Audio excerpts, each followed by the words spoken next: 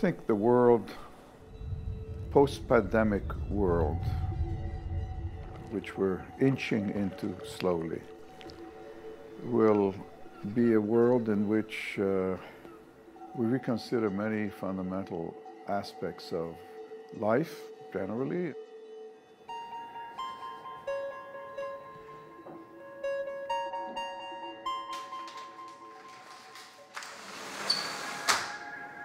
The question of habitation, depending on where they lived, depending on what access they had to, was a profound, shocking experience.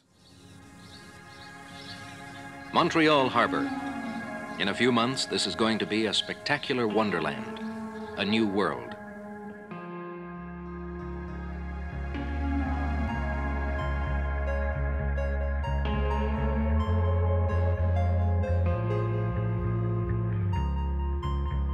I'm looking back 50 years, so one aspect of it was a fairy tale.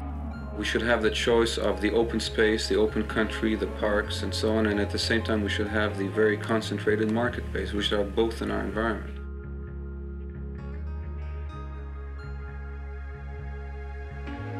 Once we started building apartment buildings, there's always been the kind of economic drive to treat them as just extrusions, just like sealed envelopes. And in Habitat, as my first project, I rebelled against that notion, the motto of which was for everyone a garden.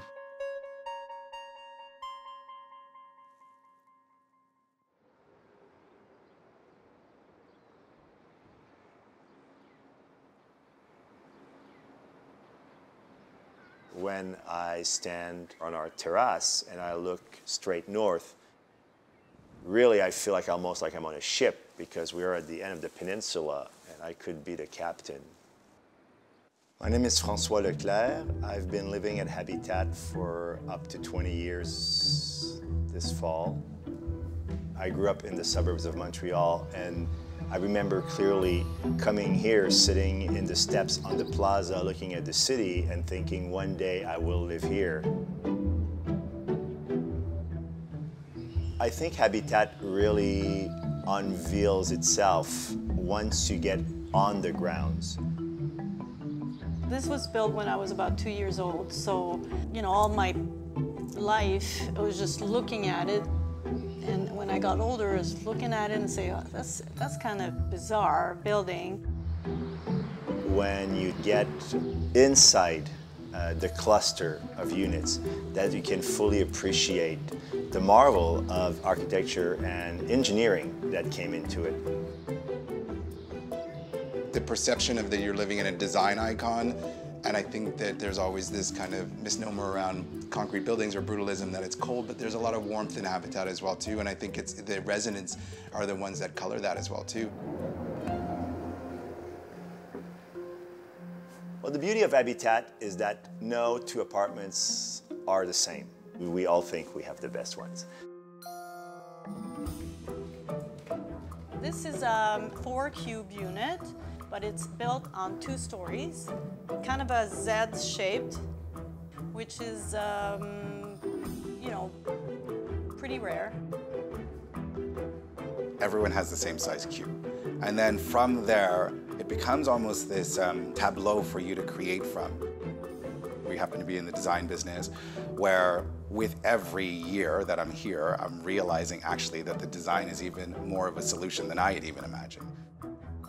When you're thinking about the binary choice between living in the suburbs or living in the city, and I don't think you have to give up anything to live here.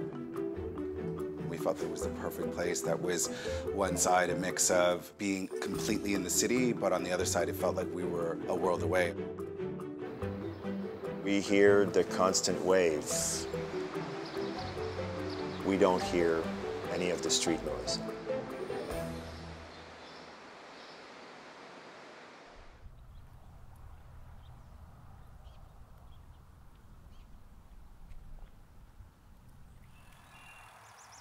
With all the talk about sustainability and energy savings and all the categories of evaluation of LEED and this and that,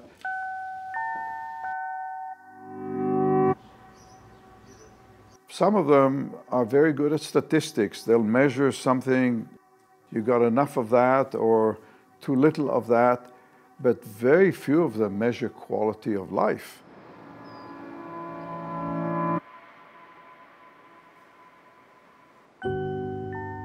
Spaces is something that create emotion for us, as they do for most people.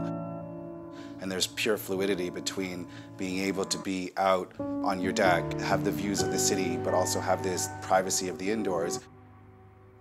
And it's one of the things that I think, especially in the middle of a pandemic and living in Montreal, having indoor and outdoor space that's easily accessible has, without a doubt, helped us to just, live more positive lives.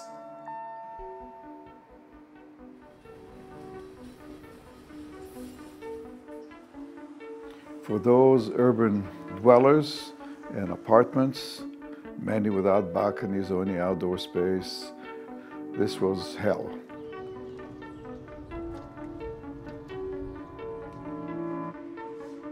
So I think in both cases, the domestic and the working environment, we're going to see a transformation in terms of a drive, a desire, a demand to bring daylight, nature, outdoor spaces, plant life into our daily environment.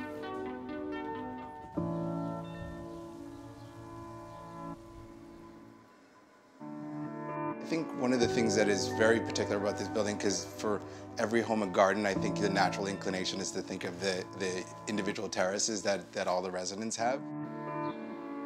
These terraces being probably the roof of somebody else under you.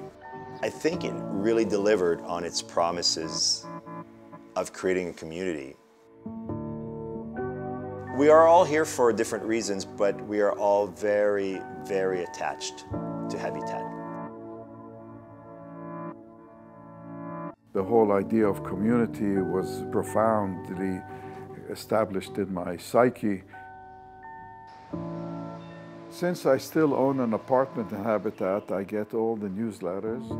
I've gone to a number of anniversary events, but one very moving event was when the Post Office of Canada published a 50 anniversary stamp of Habitat.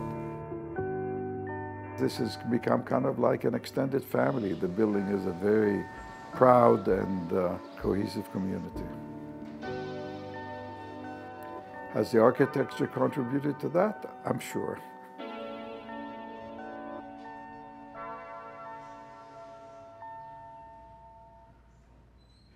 In its first application for the World's Fair in Montreal in 1967, we achieved extraordinary quality of life, but at a cost. There was a much bigger habitat plan drawn up for Expo, but only Phase 1 got the green light. In the jet age, we're still building houses slowly, by handicraft. Can we do better? Can we find new methods?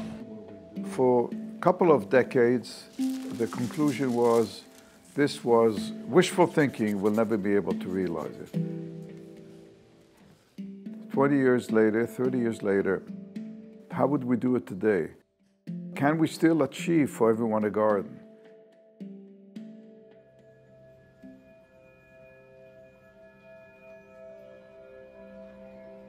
We developed several sort of key typologies when we were thinking about how do we build habitat at a higher density for the future. We were first approached by Carey Properties in 2009 and were invited to do a concept design for this site in China.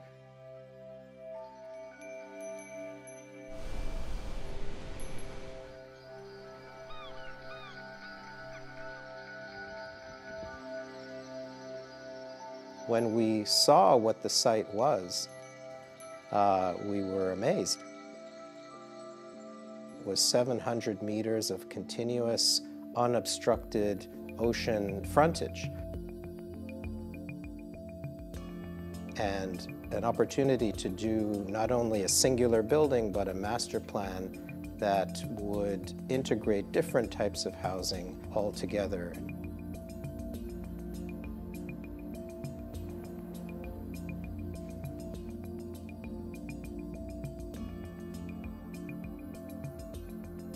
萨夫迪先生他在加拿大的作品，我去看过，我白天去了一次，晚上去一次。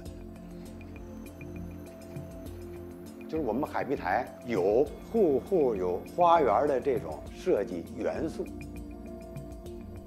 它变成了户户能看海。当时我们公司和这个家里来竞标这块地块，但是我们呢没有举到手，我就买了套房，也是还自己一个愿。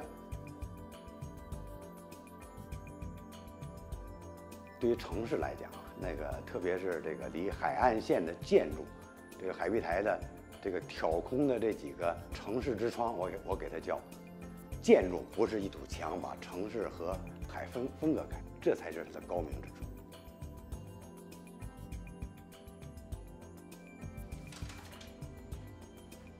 I could see the outcry if we were to build a kind of a wall that blocked them from the seafront. Can you move the other guy? Yeah. And there was a very interesting bylaw in Qinhuangdao, a zoning requirement, a building code requirement that I haven't come across in the past, which is that every unit should have 3 hours of sunlight measured in the winter solstice. So that means you can't have units which are totally north-facing. And that means that you've got a project which is by definition directional. These guys, they're better off, they get morning light or evening light. But these faces, they gotta go through because of the sunlight. These units, all these terraces automatically are facing both sea view and sun. It had an effect on the spatial quality and the quality of life in the unit.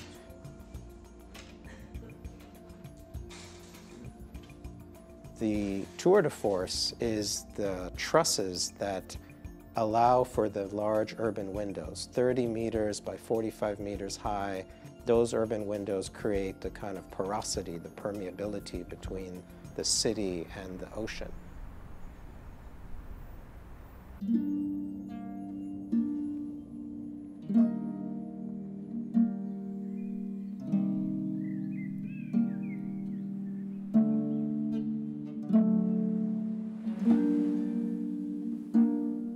知道海子这个诗人，他正好是秦皇岛人。那么他有一个非常著名的一种诗，就是“我有一所房子，面朝大海，春暖花开”。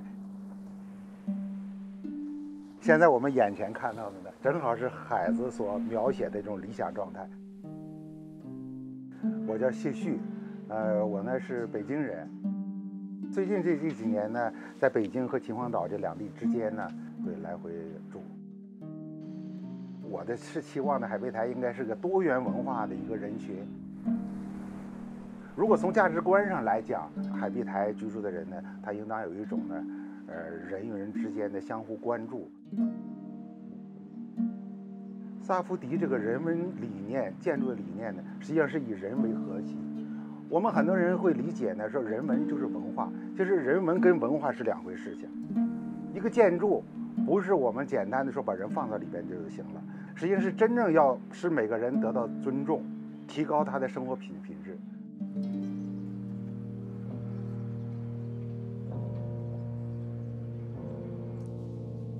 Habitat will change as you move from region to region, climate differences, lifestyle differences, and then technology will change and that will have impact.